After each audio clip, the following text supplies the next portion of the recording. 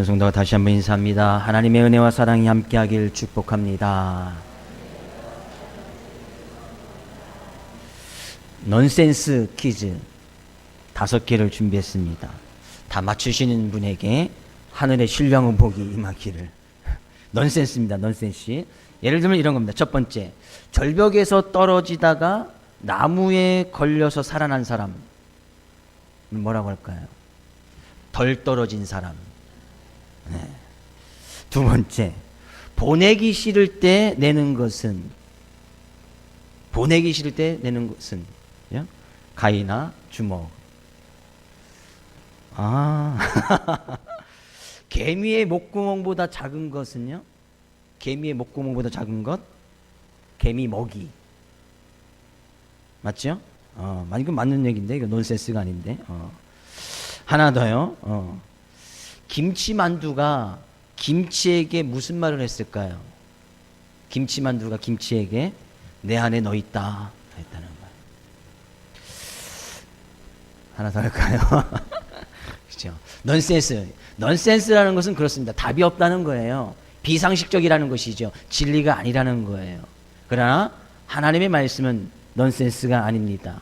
하나님의 말씀은 진리입니다. 믿으십니까? 하나님의 말씀은 능력이 있습니다. 하나님의 말씀은 변함없고 신실하신 생명의 말씀입니다. 믿으십니까? 오늘 그 말씀을 통해서 다시 한번 하나님의 은혜와 사랑을 체험하고 그 말씀에 능력 있는 삶의 모습을 살아갈 수 있기를 주의 이름으로 축복을 드립니다. 하나님께서는 항상 하나님을 믿는 자녀들에게 힘을 주시고 능력을 주셔서 세상의 삶 가운데 늘 승리하는 삶, 이기는 삶, 행복한 삶을 살아가기를 하나님께는 원하십니다. 믿으십니까? 그러나 정작 우리의 삶의 모습을 가서 보면 늘 행복하고 늘 기뻐하고 늘 즐거움이 있으며 늘 형통한 삶을 살아가느냐, 그렇지 않더라는 거예요.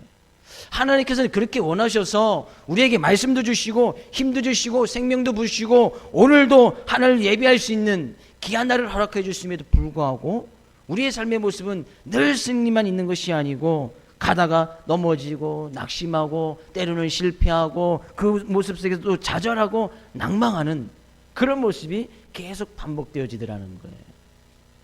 지난 우리 한 주간의 삶의 모습을 되돌아봐도 여전히 낙심하고 낭망하고 좌절하고 내가 주님 위해서 더 열심히 또는 충성되이 헌신되이 나간다는 그런 결단에 섰음에도 불구하고 여전히 그렇게 하지 못하였던 우리의 모습을 발견하게 되어집니다. 당장 우리가 예배를 드리고 말씀을 받고 성전 방 문만 나가도 그 매예배 시간에 그래 우리가 다시 주님의 사랑을 붙들고 은혜를 받아서 그 말씀대로 살아가야지 라고 결단하고 나갔어도 문만 딱 나가면 여전히 삶 가운데 낙심이 오고 낭망이 오며 또 우리가 좌절하고 또 힘들고 어려운 그런 삶의 모습을 겪게 되어지더라는 거예요. 오늘 본 말씀은 그런 삶의 모습 가운데서 진정으로 그것마저도 이기며 승리하며 살아갈 수 있는 그 비결을 이야기를 하고 있습니다. 그거에 대한 분명한 답이 성경에 기록되어 있는데 오늘도 그 말씀을 통해서 우리가 그 답을 찾았으면 좋겠습니다. 나의 삶 가운데 지금 힘들고 어려운 부분이 있을 때 믿음과 신앙을 지켜나갈 때 또한 지치고 또한 힘들고 또한 환난과 고난 때문에 내가 더 이상 나아가지 못하는 그런 우리의 믿음의 모습이 있다면 오늘 본 말씀을 통해서 주님께서 주신 말씀을 통해서 다시 회복되어지기 원하고 승리의 삶의 모습이 있어지기를 주의 이름으로 축복을 드립니다. 오늘 본 말씀은 그렇습니다. 요한복음 제일 마지막 장에 기록되어 있습니다. 제일 마지막 장에 기록되어 있었던 것은 예수님께서 십자가의 죽음과 부활 사건이 있었 그 다음에 있었던 이야기입니다. 예수님의 제자 중에 우리가 잘 아는 베드로라는 사람이 있었습니다. 베드로, 예수님의 수제자, 그러니까 예수님께 가장 아끼던 제자, 물론 12명을 다 아끼긴 했지만 그 중에 특별히 3명, 베드로, 야고보, 요한, 이 수제자라고 이야기하거든요. 예수님께서 항상 어디를 가실 때 항상 우편에 두고 가실 때마다 항상 동행했던 제자가 바로 이 베드로라는 사람이었습니다. 물론 그는 성경에 가서 보면 좀 급한 성격의 소유자이기도 했지만 또 담대한 믿음으로 예수님을 보호하려고 했던 그런 믿음이 있는 모습을 우리가 보게 되어지죠. 이 예수님을 따르던 이 베드로가 예수님의 십자가 사건을 목격하고 부활하신 예수님을, 바로 20장에 가서 보면 부활하신 주님을 베드로가 만납니다. 그리고 그것에서도 부활하신 주님께서 주신 말씀을 받아서 그 말씀이 이 베드로에게도 임해집니다. 너에게 평안이 있기를 원한다. 왜? 예수님께서 십자가에 못 박혀 죽으심으로 인해서 많은 환난과 핍박이 있어졌습니다. 예수님께서 십자가에 죽으시니까 예수님을 믿고 따르던 사람들에게 많은 환난과 핍박이 있는 거예요. 그리고 예수님을 따르는 사람들에게 너희는 더 이상 끝났다니. 믿는 지도자가 없어졌기 때문이죠. 지도자의 역할은 상당히 중요합니다. 그래서 지도자가 쓰러지면 뒤에 따르는 무리들은 자연스럽게 흩어지거나 또 멸망할 수밖에 없는 거예요. 네, 당시에 많은 무리들과 또 제자들이 있었던 이 예수님께서 십자가에 못 박혀 죽으심으로 해서 많은 환난과 핍박이 있어졌고, 또 예수님을 따르던 많은 무리들이 여전히 세상 속으로 다시 자기의 삶의 모습을 찾아서 돌아갔던 모습이 있던 것을 보게 되어집니다. 그렇게 힘들고 어려웠던 환난을 당하였던 예수님의 제자들 모습 가운데 특히 이 베드로라는 이 예수님의 수제였던 이 베드로도 요한복음 21장 3절 가서 보니까요, 이런 말씀이 있습니다. 요한복음 21장 3절 말씀 같이 읽어볼까요? 같이 읽어보겠습니다. 시몬 베드로가 나는 물고기 잡으러 가노라 하니 그들이 우리도 함께 가겠다 하고 나가서 배에 올랐으나 그날 밤에 아무것도 잡지 못하였더니. 무슨 이야기죠? 예수님께서 십자가를 지고 부활하신 모습을 베드로가 목격했다고 말씀드렸습니다. 20장에 분명히 그 사건이 기록되어 있습니다. 근데 예수님께서 부활하시고 잠깐 보여주시고 사라지신 거예요. 그럼 많은 예수님의 제자들과 예수님을 따르던 무리들이 어떻게 보면 지도자가 없어짐으로 인해서 자기의 삶 가운데 모든 것을 버려두고 예수님을 쫓았던 자기의 삶의 모습이 실패로 돌아갔다고 생각했습니다. 지도자가 없어지면서 자기 삶이 이제 실패한 거예요. 예수님께서 나중에 정말 예수님이 제자 중에 예수님께서 나중에 한 자리 하시면 예수님의 우편에 좌편에 앉았어야 되는데 한 자리 하실 그분이 없어진 거예요. 그런 능력을 베풀고 기적을 베풀던 예수님께서 더 이상 그들과 그들의 육체적인 눈의 모습으로는 동행하지 않는 거예요. 그래서 많은 제자들이 다 제각기 돌아갔단 말이에요. 그 중에 이 베드로도 뭐예요? 베드로가 나는 물고기 잡으러 가노라. 이 이야기를 했던 이 베드로가 정말 부활의 주님을 만나서 내가 주님을 위해서 뭔가 할 수 있겠다. 그럼 내가 예전에 직업이 고기 잡는 어부였으니까 다시 고기를 잡아서 내가 부활하신 주님을 위해서 뭔가 해나가고 부활하신 주님을 위해서 주님의 뜻을 이뤄나가야지, 그런 기쁨과 즐거움을 마음을 가지고 고기 잡으러 갔겠다고 이렇게 이야기한 것입니까? 아니라는 거예요. 시몬 베드로가 나는 물고기 잡으러 가노라 라고 하는 이유는 더 이상 자기 인생의 삶 가운데 모든 것을 버려두고 주님을 따랐던 그의 인생이, 나의 인생이 이제 실패로 돌아갔다는 거예요. 부활하신 주님께서 너에게 평강이 있을지어다 라고 말했던 것은 그들의 삶 가운데 큰 두려움이 있었기 때문에, 왜? 예수님 믿는 사람들을 잡아다가 핍박하고 감옥에 가두고 죽이는 일들이 일어났었기 때문에 그런 주님께서 평화를 주시기 위해서 그 말씀을 받았음에도 불구하고 베드로의 삶 가운데는 진정한 평화가 찾아오지 아니했다는 거예요. 내가 이제는 주님을 더 이상 따를 일도 없고 내가 인생이 실패됐으니 내가 이제는 걱정하는 것이 뭐예요? 먹고 사는 것이 걱정이 되지 않겠습니까? 그러니까 자기가 이전에 예수님을 따르기 전에 했던 직업, 어부였던, 그래 내가 이제는 다시 주님도 없고 인생이 실패했으니 내가 다시 또 저 자식도 먹여 살려야 되고 하니까 이 고기를 잡아서 먹고 살아야겠구나. 그런 심정에서 나는 물고기 잡으러 간다라고 이야기했다는 거예요. 그 모습을 보고 있던 그들이 함께, 우리도 함께 가자. 베드로의 또 다른 제자들이 거기에 모여 있었는데, 야, 우리도 같이 가서 잡자. 그래, 주님도 없고 우리의 삶은 이제 더 이상 끝났구나. 우리 인생은 실패했구나. 우리가 주님 믿고 따랐던 것이 그 낭만과 낙심이 와서 두려움 속에서 살아가느니 그 모든 것을 버려버리고 차라리 물고기 잡아서 먹고 살자, 그런 얘기예요. 베드로가 그렇게 얘기를 하니까 다른 제자들도, 함께 있던 다른 제자들도 그 물고기 잡는 데 동참해 버렸단 말이에요. 열심히 밤새도록 고기를 잡았지만 고기를 잡지 못하였다라고 성경은 기록하고 있습니다. 베드로의 삶을 잘 생각해 보십시오. 그는 어떻게 보면 예수님의 만남으로 인해서 고기를 잡던 어부에서 사람을 낚는 어부가 되겠다고 결단하고 결심하여서 자기의 모든 것을 버려두고 주님을 따랐던 사람 중에 하나가 바로 이 베드로였단 말이죠. 내가 주님을 위해서 모든 것을 버려두고 주님만을 위해서 따라가겠습니다. 주님 위해서 헌신하고 주님을 위해서 내가 최선을 다해서 주님만을 위해서 헌신하면서 살아가겠습니다. 주님의 제자로서 제자다운 삶의 모습으로 살아가겠습니다 라고 모든 것을 버려두고 따랐던 사람이 베드로 아닙니까? 근데 그의 삶 가운데 큰 좌절감과 낙심이 찾아왔단 말이죠. 주님이 단지 십자가에 죽으신, 그들이 부활하셨지만 부활의 주님을 만났지만 그 주님이 더 이상 그의 육체적인 모습으로 눈으로 볼 수 없고 동행하지 못한다는 그 이유만으로 그래서 같은 두려움과 낭만과 낙심이 찾아왔단 말이죠. 그러니까 베드로가 생각하는 것이 뭐예요?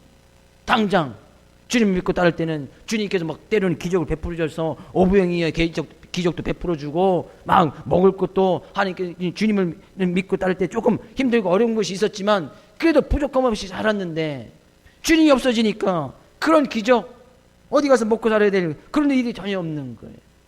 그러니까 베드로는 과거에 했던 그 직업 다시 내가 고기 잡아서 세상을 향해서 고기 잡아서 재산 먹고 사는 것은 해결해야 되지 않겠나. 나 고기 잡으러 가겠다 그런 거예요. 그래서 큰 위기감이 왔단 말이죠. 큰 어려움이 왔다는 거예요. 우리의 믿음과 신앙생활 끝에 바로 이런 어려움과 좌절과 낭만과 낙심이 올 수 있다는 거예요. 우리가 주님을 딱 만나서 주님께서 베푸신 그 은혜 속에서 주님이 베푸신 큰 은혜를 딱 체험했을 때 내가 주님 위해서 헌신하고 주님 위해서 결단하고 내 모든 것을 버려서 주님을 따라가는 주님의 제자가 되겠습니다. 내가 세상을 향해서 고기 잡는 것이 아니라 주님께서 말씀하신 사람을 낚는 어부가 되어서 주님의 나라를 위해서 하나님의 나라를 위해서 기술임 받을 수 있는 그런 사람이 되기를 원합니다. 그런 결단하고 주님의 사랑을 가지고 쭉 살아가다가 때로는 삶 가운데 큰 위기감이 오고 때로는 먹고 사는 문제로 인해서 낭만하고 낙심하면서 다시 세상 속으로 돌아갈까? 이 베드로의 모습을 보십시오. 아주 그냥 처참한 모습으로 기쁨과 즐거움이 하나도 없는 모습 아니겠습니까? 낚싯대 딱 하나 그물 하나 짊어지고 나 고기 잡으러 가서 그래도 먹고 살아야지. 그러니까 그 모습을 보았던 다른 동료들도 그래 먹고 살아야 될 거 아니야. 같이 고기 잡는 일에 동참을 해버렸단 말이에요. 만약 우리가 이것을 그림을 그리면서 한번 상상을 해보십시오. 베드로의 모습 얼마나 고기 푹 식으면서 먹고는 살아야지. 그런 모습을 가서 고기를 잡으니까 고기가 잡힐 리도 없겠지만 하는 일이 제대로 되지 않는다는 거예요. 여전히 베드로의 삶 가운데 그런 갈등이 남아있었다는 거예요. 두려움이 남아있었다는 거예요. 도대체 무엇을 어떻게 해면서 살아가야 될지 여전히 그런 갈등 속에서 남아있었다는 거예요. 행여나 이 시간 우리가 하나님 앞에 예배를 드리며 나가면서 지금 베드로가 가지고 있던 그런 갈등의 문제, 낙심과 낭망의 문제가 또한 환난과 어려움을 통해서 좀 이 주님을 열심히 믿고 더 한 발자국 나가임에도 불구하고 여전히 그 자리에 머물러 있는 우리의 삶의 모습이 있다면 이 시간 주님께서 그런 베드로를 찾아가 만나 주셨듯이 주님께서 이 시간 우리를 만나기를 원하실 때에 마음을 문을 열고 그 주님을 만날 수 있기를 주 이름으로 축복을 드립니다. 그렇게 갈등하던 베드로에게 주님께서 다시 찾아가신 거예요. 부활하셨던 주님께서 다시 베드로를 찾아간 거예요. 근데 그 찾아가서 주님께서 하신 질문이 우리의 인생의 질문이 되어야 되고 우리의 답이 그 질문에 주님의 질문에 우리가 답을 내릴 수 있어야 된다는 거예요. 주님께서 찾아가서 시몬 베드로에게 뭐라고 묻습니까? 그죠? 15절 말씀 가서 보니까요. 시몬 베드로에게 이르시되 요한의 아들 시몬아 내가 이 사람보다 나를 더 사랑하느냐. 동일한 질문을 몇 번 하시죠? 동일한 질문을 3번이나 합니다. 요한의 아들 시몬아 내가 이 사람들보다 나를 더 사랑하느냐. 첫 번째 주님께서 그렇게 물으실 때는 베드로가 당당히 이야기합니다. 내가 주님을 사랑한 줄 주님께서 아십니다. 내가 주님을 사랑하지요. 당연히 사랑하지요. 두 번째 또 동일하게 묻습니다. 요한의 아들 시몬아, 내가 나를 사랑하느냐? 주님 그렇습니다. 내가 주님을 사랑했었습니다. 주님을 사랑하는 줄 주님께서 아시지 않습니까? 또 동일하게 세 번째 그렇게 질문하시는 거예요. 요한의 아들 시몬아, 내가 나를 사랑하느냐?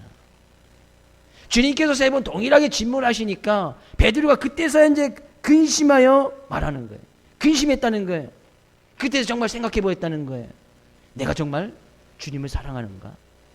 내가 다른 사람들보다, 내가 다른 것보다, 내가 지금 고기를 잡아서 내가 먹고 사는 그 문제보다 주님을 더 사랑하는가? 베드로가 근심이 됐다는 거예요. 생각했다는 거예요.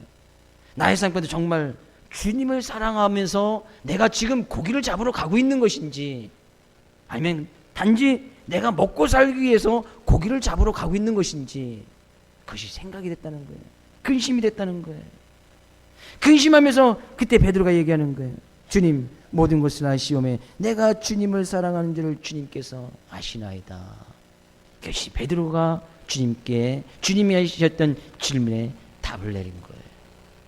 정말 고민해 보니까, 정말 주님께서 질문하신 그 질문에 생각하고 또 생각해 보니까, 정말 나의 삶 가운데서, 베드로의 삶 가운데서 정말 내가 사랑하고 정말 소중히 여기고 정말 나의 삶 가운데 기쁨과 즐거움이 있었던 것이 무엇인가 근심해 보니까, 생각해 보니까, 걱정하면서 그 주님의 질문에 고민해 보니까 정말 사랑하고 정말 귀하게 여기고 소중히 여겨야 될 것은 주님밖에 없구나. 그때 깨달으신 거예요.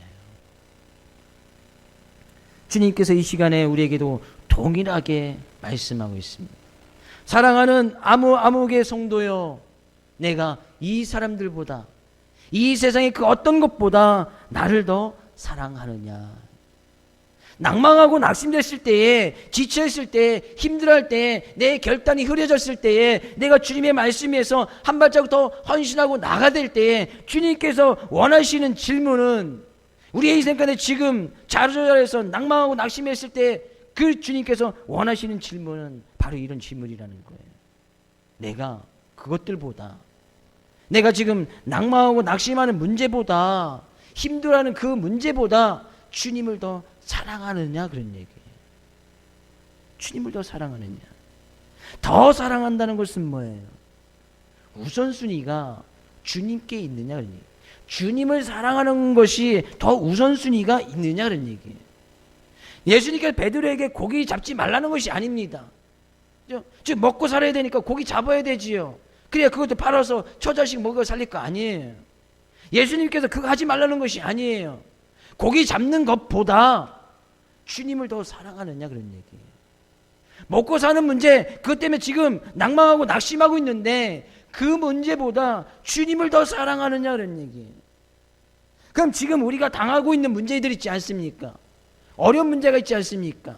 좀 낭망하고 낙심하는 그런 문제 있지 않습니까? 내가 주님 위해서 헌신하려고 나갔던 그런 결단의 고백에 그 결단이 흐려지는 그런 상황 가운데 있다면 그 가운데 던져져야 할 질문이 바로 이 질문이라는 거예요. 내가 그런 것들보다 주님을 더 사랑하느냐, 그런 얘기예요. 주님께서는 이 시간에 우리에게 동일하게 그렇게 질문합니다. 내가 그 어느 것보다도 주님을 더 사랑하느냐. 저도 말씀을 다시 준비하면서 주님께서 저에게도 이런 질문하신 것 같아요. 주님, 이 모든 것보다 내가 하는, 내 삶 가운데 가지고 있는 그 어떤 것보다도 주님을 더 사랑하느냐. 주님, 저도 말씀을 주면 주님을 더 사랑한다라는 그 믿음의 고백으로 이 말씀을 준비했습니다. 그렇습니다. 주님을 더 사랑한 것. 그러니까요, 삶 가운데 어려움이나 문제나 환난 문제에 대한 정확한 답이 내려지는 거예요. 주님을 더 사랑한다고 고백하고 나니까 그거에 대한 답이 보이더라는 거예요. 물고기를 잡으러 가는 그 다음에 거기에 답이 보인 거예요. 베드로에게 답이 보인 거예요. 내가 정말 주님을 더 사랑한다면 내가 과연 삶 가운데 무엇을 해야 될 것인가? 답이 보이더라는 거예요. 답이. 그래서 주님께서 나를 따르라 베드로에게 다시 이야기했을 때 베드로가 돌이켜서 주님을 다시 따라갑니다. 그리고 주님을 따라가던 그의 삶 가운데는 결코 이제 다시 돌이키지 아니하고 세상에서 돌이키지 아니하고 주님을 위해서 헌신때 끝까지 목숨을 버려 주님을 따라가서 승리하는 그런 모습이 사도행전에 기록된 모습을 보게 되어집니다. 우리의 인생의 최대의 질문, 바로 이 질문이에요. 지금 무엇 때문에 힘들고 가고 있느냐? 지금 무엇 때문에 낭망하고 낙심하고 있느냐? 오늘날 이 세상의 모습은 정말 주님을 믿고 나아가기, 믿음을 지켜나가기 힘든 그런 많은 상황들이 놓여져 있습니다. 경제적인 문제며 세상적인 어떤 유혹과 미혹의 문제며 전쟁이나 또 자연재해 이런 문제를 통해서 주님을 믿고 나가기 힘든 그런 상황들이 갈수록 많아질 수밖에 없다는 거예요. 그런 문제 속에서 정말 주님께서 원하시는 이 질문에 우리가 베드로처럼 그렇게 답을 할 수 있느냐 그런 얘기예요. 정말 주님을 사랑하느냐, 주님을 더 사랑하느냐, 우리의 인생의 가장 중요한 질문이다는 거예요. 그러면 우리는 결론이 딱 명쾌해지는 거예요. 이런 학업의 문제, 주님을 더 사랑하느냐? 그럼 답이 내려지는 거예요. 직장의 문제, 주님을 더 사랑하느냐? 그럼 거기 답이 내려져 있습니다. 무엇을 택할지 답이 내려진단 말이에요. 자녀 양육의 문제, 주님을 더 사랑하느냐? 한다면 그 자녀의 문제에 답이 내려지는 거예요. 인생의 진리의 문제, 무엇이 진리고 무엇이 참된 가치가 있는 것인가, 그 문제에 우리가 봉착해 있다면 그 상황 가운데서 주님께서 원하시는 이 질문, 내가 그것들보다 나를 더 사랑하느냐? 그럼 답이 보인단 말이에요. 행여나 지금 우리의 삶 가운데 이런 큰 어떤 인생의 문제 가운데서 우리가 당하고 있는 이 문제에 이런 질문을 스스로 한번 내려보기를 원합니다. 내가 당하고 있는 문제, 무엇 때문에 지금 고민하고 근심하며 걱정하고 있는지, 나의 믿음과 신앙의 삶 가운데서 왜 승리가 날마다 있지 못하고 늘 행복이 나의 삶 가운데 늘 있어지지 아니하는가, 그 문제에 스스로 한번 질문해 보십시오. 내가 그 문제보다 주님을 더 사랑하고 있는가? 내가 그것보다도 주님을 더 사랑하고 있는가? 베드로는 이야기했습니다. 첫 번째, 그럼 주님 사랑하지요. 두 번째, 그럼 주님 사랑하지요. 세 번째 동일하게 질문하니까 그때서야 정신을 차리는 거예요. 내가 정말 주님을 더 사랑했는가? 앞으로도 주님을 더 사랑할 것인가? 내가 정말 주님을 사랑한다면 나의 삶의 모습 가운데 어떻게 주님 앞에 나가야 할 것인가? 믿음과 신앙에 있어서 항상 우리가 질문해야 될 것이 바로 그거예요. 앞으로의 믿음과 신앙의 삶의 모습 가운데서도 어려움과 환난, 문제는 항상 오게 되어 있습니다. 이것은 변함없는 진리예요. 늘 문제가 온단 말이죠. 늘 환난이 온단 말이에요. 늘 근심 걱정되는 상황이 늘 오게 되어 있단 말이죠. 그럴 때 항상 우리는 스스로 이런 질문을 던져야 된다는 거예요. 내가 그것들보다 주님을 더 사랑하는가? 그럼 우리들 삶 가운데 많은 것을 포기해야 될 것이고 많은 것을 버려야 될 것이며 그 가운데서 참된 진리가 무엇인지 발견하게 되어진다는 거예요. 베드로가 근심하여 주님을 사랑한다고 그렇게 고백했듯이 주님께서 지금 이 시간 우리에게 던져지는 이 질문에 베드로의 대답이 우리의 대답이 될 수 있기를 주의 이름으로 축복을 드립니다. 옆에 있는 성도에게 질문하고 한번 답을 해볼까요? 사랑하는 아무개 성도님, 주님을 더 사랑하십니까? 물어보세요. 그럼 답을 해드려야죠. 답을. 그렇습니다. 주님을 더 사랑합니다. 그러면 우리의 삶 가운데 지금 근심 걱정하는 것에 답이 내려지지 않습니까? 제가 그 답을 이야기하지 않아도 그 답이 보일 거예요. 그렇죠? 쉽게 자녀 양육의 문제, 자녀 어떻게 하면 잘 기를 수 있을까? 어떻게 하면 학교에서 1등하게끔 만들 수 있을까? 다들 고민하시죠? 자녀 키우신 분들은? 안 하시나요? 저만 고민하는 건 아니겠죠? 이제 다 기르셨으니까 지금 이제 그 자녀들 학업에 있다면 지금 앞으로 직장의 문제, 앞으로 결혼의 문제 이런 거 많은 남아있지 않습니까?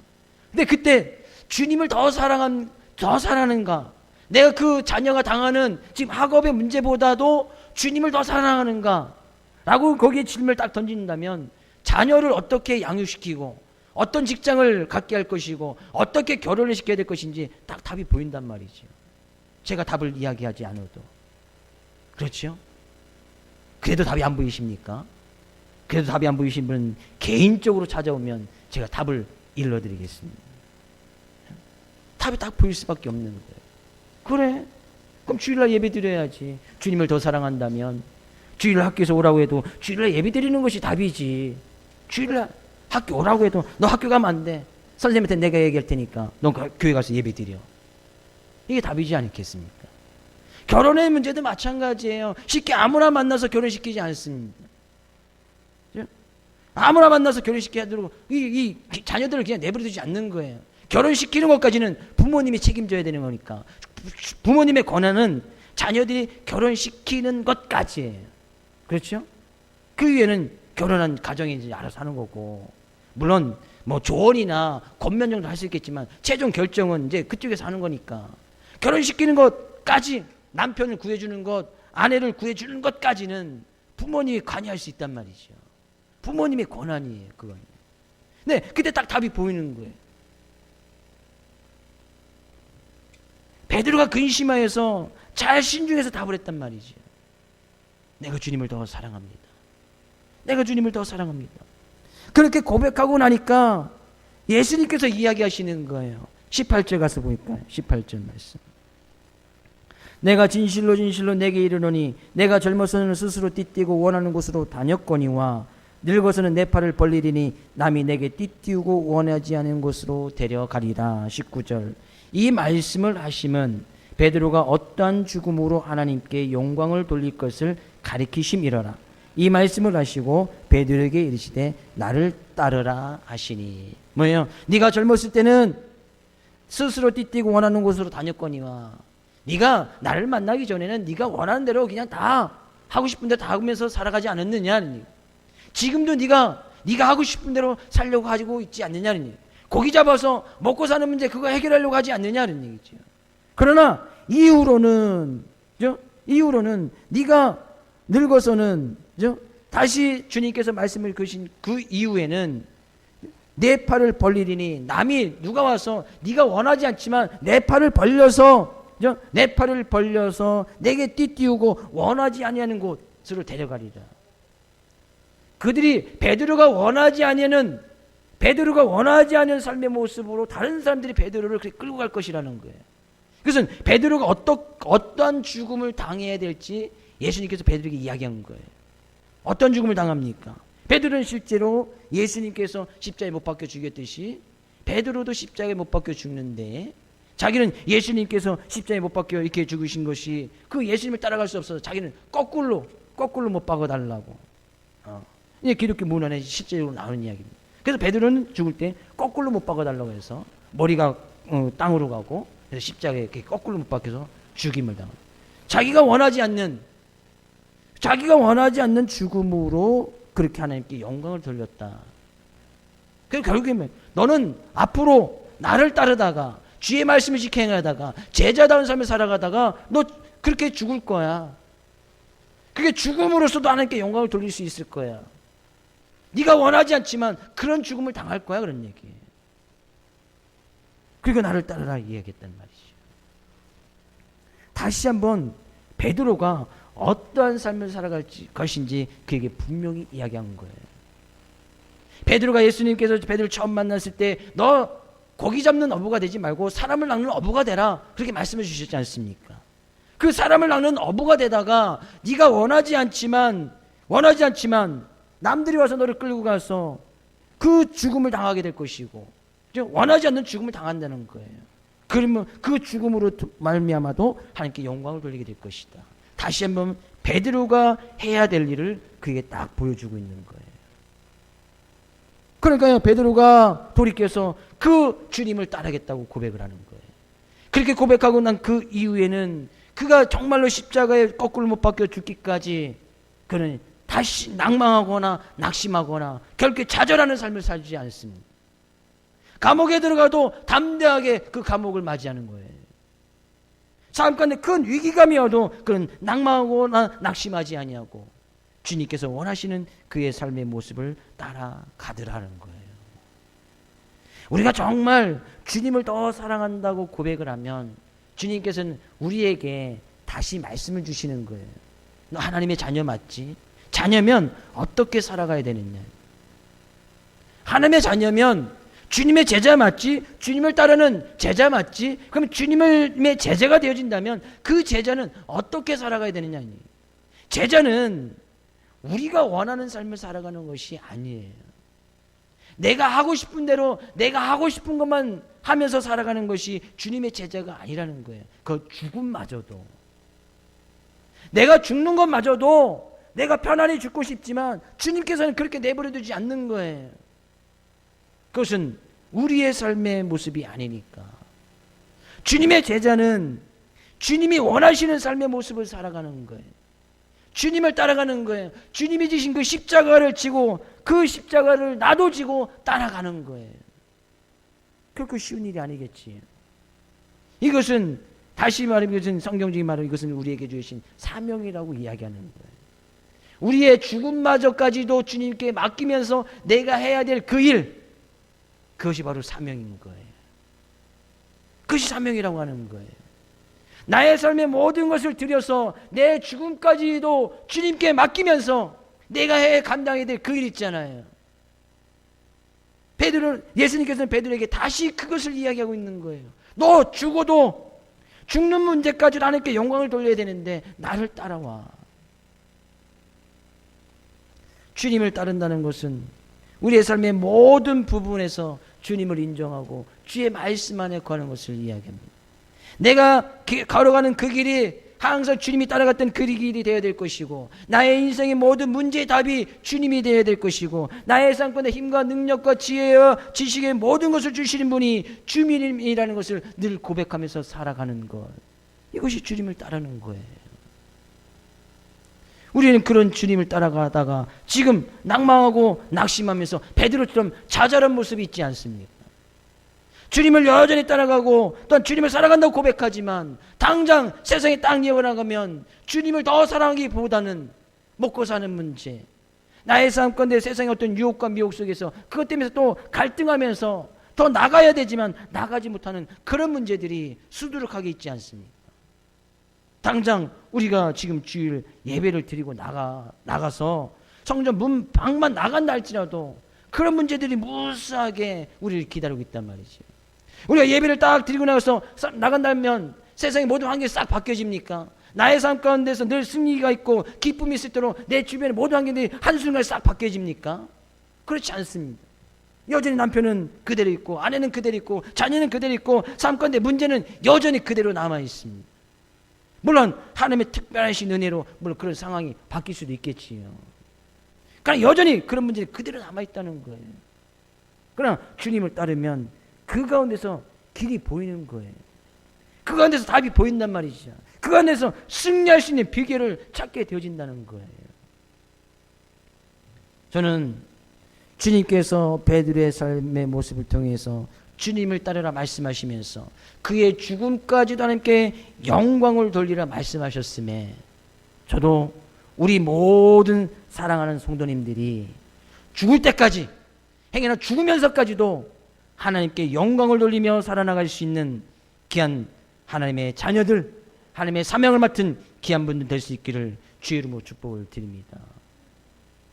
그런 주님을 따라 나갈 때 주의해야 될 점을 한 가지 더 오늘 본 말씀은 이야기하고 있습니다. 늘 삶 가운데 다시는 좌절하지 아니하고 낭망하지 아니하고 주를 위해서 열심히 따라가는 그 길에 있어서 한 가지 주의해야 될 점이 있는데 그것은 이런 겁니다. 21절 가서 볼까요? 20절. 베드로가 돌이켜 예수께서 사랑하시는 그 제자가 따르는 것을 보니 그는 만찬석에서 예수의 품에 의지하여 주님을 파는 자가 누구오니까 묻던 자더라. 21절. 이에 베드로가 그를 보고 예수께 여짜오되 주님, 이 사람은 어떻게 떼겠사옵나이까? 22절. 예수께서 이르시되 내가 올 때까지 그를 머물게 하고자 할지라도 내게 무슨 상관이냐? 너는 나를 따르라 하시더라. 무슨 얘기예요? 자기는 그런 주님으로부터 다시 사명을 받았어요. 그래, 내가 다시 주님 위해서 열심히 따라가서 내가 죽음으로써도 하나님께 영광을 돌리면서 살아가야지. 그게 결단했단 말이죠.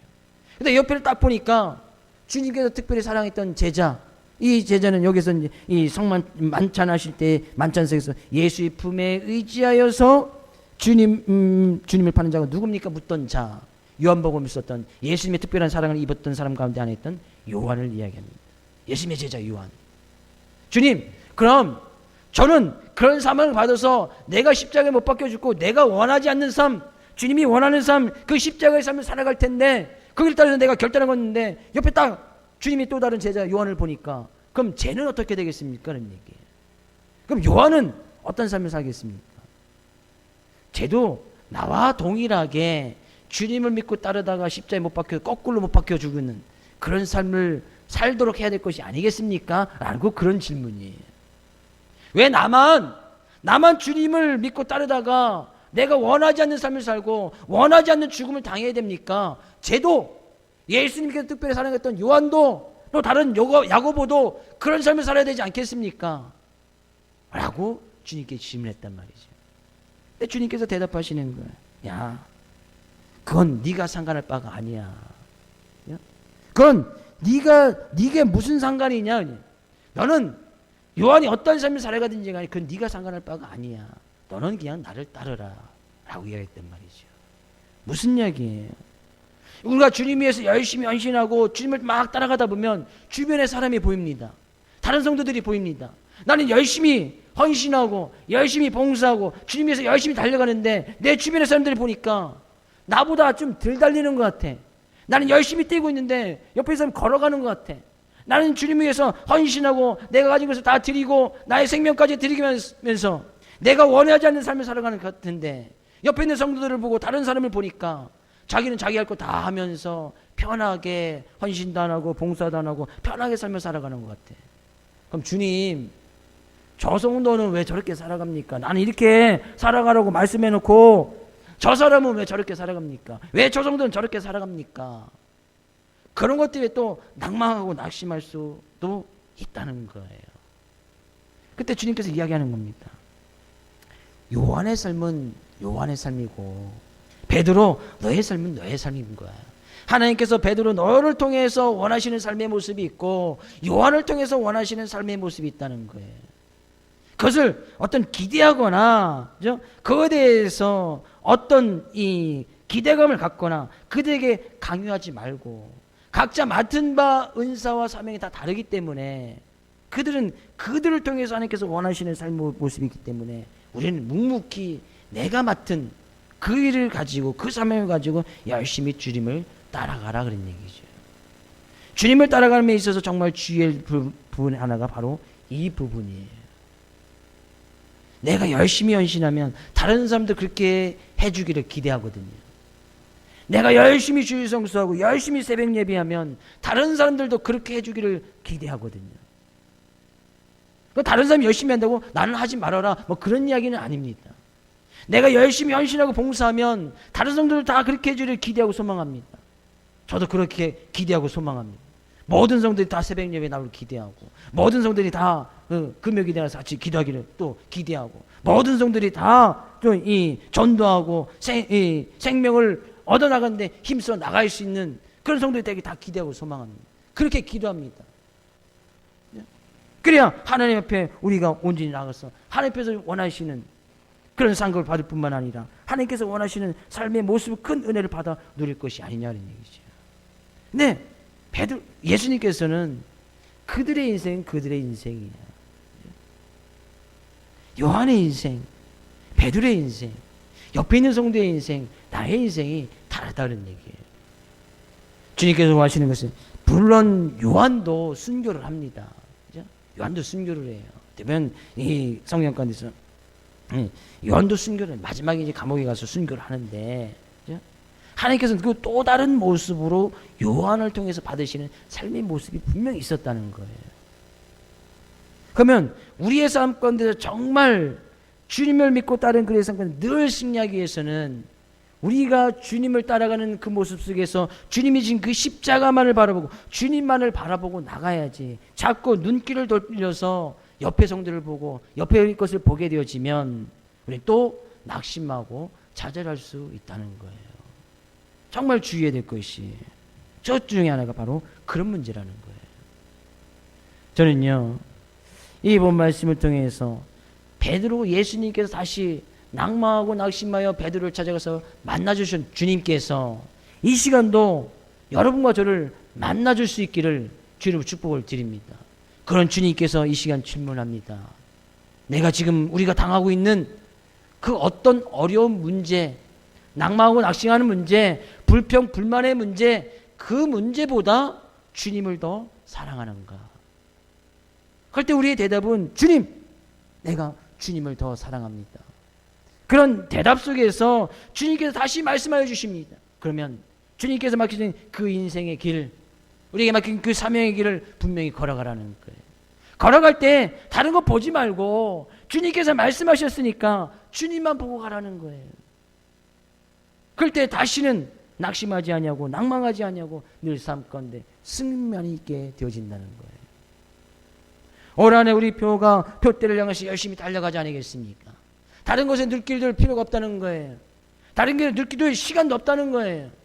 지금 이 시대는 많은 사람들이 예수를 믿지 않는 사람들도 말세의 시대라고 이야기를 하고 있습니다. 종말이 왔다고 이야기를 해요. 정말 종말이 올 것처럼 느껴지기도 합니다. 언제 주님이 오실지는 모르겠으나 많은 사람들이 이렇게 이야기하는 데는 다 이유가 있다는 것이죠.